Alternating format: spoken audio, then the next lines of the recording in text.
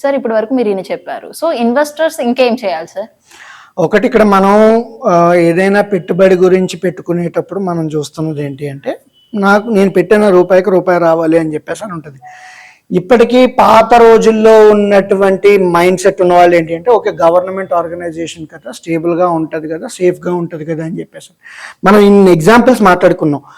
నీ క్యాపిటల్ సేఫ్గా ఉండాలి అంటే తీసుకెళ్ళి బ్యాంకులో డబ్బులు పెట్టుకో, అంతేగాని గవర్నమెంట్ ఆర్గనైజేషన్ ఇదేదో నాకు బాగా తెలిసిన పేరు, నాకు బాగా వినిపిస్తున్న పేరు కాబట్టి అని చెప్పేసి అనుకుంటే సంపద సృష్టి జరగవచ్చు, జరగకపోవచ్చు. జరగడం కన్నా కూడా నష్టాలే ఎక్కువ ఉన్నాయని చెప్పేసి మనకు క్లియర్గా తెలిసింది. అలా అని చెప్పేసి అన్ని సంపదను డిస్ట్రాయ్ చేసాయి, వెల్త్ డిస్ట్రాయ్ చేసాయని చెప్పేసి నేను అనట్లేదు. కొన్ని సందర్భాలు ఉన్నాయి. సో అలాంటి సందర్భాలని ఐడెంటిఫై చేసుకొని ఇన్వెస్ట్ చేసుకోగలిగితే కనుక డెఫినెట్లీ మంచి డబ్బులు సంపాదించినటువంటి సందర్భాలు బోల్డ్ ఉన్నాయి. డబ్బులు నష్టపోయినవి కూడా ఉన్నాయని చెప్పేసి మనం చెప్పుకోవచ్చు. డబ్బులు నష్టపోవడానికి ప్రైవేట్ ఆర్గనైజేషన్స్ ఉన్నాయి, గవర్నమెంట్ ఆర్గనైజేషన్స్ ఉన్నాయి.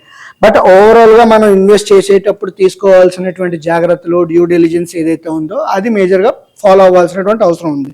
అండ్ రెండోది ఏంటంటే, గవర్నమెంట్ ఆర్గనైజేషన్ అంటే కనుక బాగా సేఫ్టీ అనుకుంటే తీసుకెళ్ళి బ్యాంకులో డబ్బులు దాచుకోవచ్చు కదా, why they have to come here అనేటువంటిది మళ్ళీ ఇంకొకసారి మనం చూసుకుంటున్నాం. ఎందుకంటే ఈ ఎగ్జాంపుల్ నేను ఎందుకు చెప్తున్నాను అంటే, నేను ఎవరినైనా ఇన్వెస్టర్స్ మీట్ అయ్యేటప్పుడు ఆయిల్ రిలేటెడ్ కైండ్ ఆఫ్ సెగ్మెంట్లో ఇన్వెస్ట్ చేద్దాము అంటే, లేదు సార్ గవర్నమెంట్ ఆర్గనైజేషన్ ఏదో ఉంది కదా, కొంచెం కాస్త డివిడెండ్ ఇస్తుంది కదా అని చెప్పేసి. డివిడెండ్ గురించి మనం ఇన్వెస్ట్ చేస్తున్నాము అంటే కనుక వెల్త్ డిస్ట్రక్షన్ ఏదైతే ఉందో ఆ వెల్త్ డిస్ట్రక్షన్ కూడా మనం దృష్టిలో పెట్టుకోవాల్సినటువంటి అవసరం ఉంది. అంటే మనం 100 రూపాయల్లో పెట్టుబడి పెట్టి నాకు వచ్చేటువంటి 5 రూపాయలు డివిడెండ్ కోసం చూసుకుంటే, ఈ 100 రూపాయల్లో కొన్న స్టాక్ 80 రూపాయలకి వస్తే అప్పుడు నాకు నెక్ టు నెక్ 15 రూపాయలు స్టిల్ నేను లాస్లో ఉన్నట్టే. 100లో ఉన్నది 80కి వచ్చింది అంటే ఇక్కడ 20 పోయింది, నాకు డివిడెండ్ కింద 5 వచ్చింది. సో ఇప్పుడు 20లోంచి 5 తీసేస్తే నాకు 15 రూపాయలు మిగిలింది. సో ఓవరాల్గా మళ్ళీ చూసుకున్నా కూడా నాకు అక్కడ డబ్బులు పోయినట్టే కనబడింది.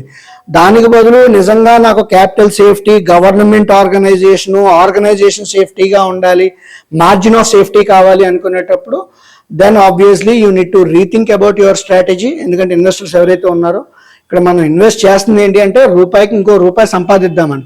రూపాయికి పావలాలో, రూపాయికి 10 పైసలో, రూపాయికి 5 పైసలో కావాలి అనుకునేటప్పుడు కొన్ని మ్యూచువల్ ఫండ్స్ ఉన్నాయి, మ్యూచువల్ ఫండ్స్లో ఇన్వెస్ట్ చేసుకోవచ్చు. లేదంటే పోస్ట్ ఆఫీస్ తాలూకా స్కీమ్స్ ఏవైతే ఉన్నాయో వాటిల్లో ఇన్వెస్ట్ చేసుకోవచ్చు. లేదంటే బ్యాంక్ తాలూకా డిపాజిట్లు ఏవైతే ఉన్నాయో వాటిలో ఇన్వెస్ట్ చేసుకోవచ్చు.